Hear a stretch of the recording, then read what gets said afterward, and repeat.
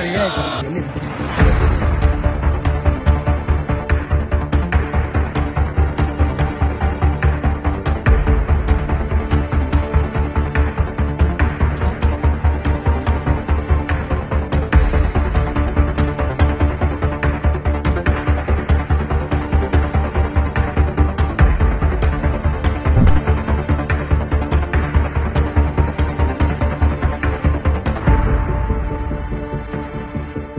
Sir ಅದು ನಾನು government guest house ಹತ್ರ ನಾನು ಆಕ್ಚುಲಿ ಲಾಸ್ಟ್ ವೀಕ್ ಒಂದು ಸಾಂಗ್ ಮೋದಿ ಸಾಂಗ್ ರಿಲೀಸ್ ಮಾಡಿದ್ದೆ.